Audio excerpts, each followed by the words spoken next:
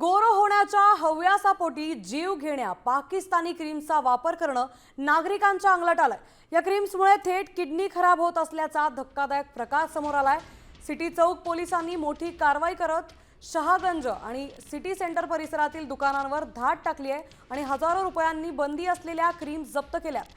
तर 3 बड्या व्यापाऱ्यांनाही बेड्या ठोकण्यात आल्यात।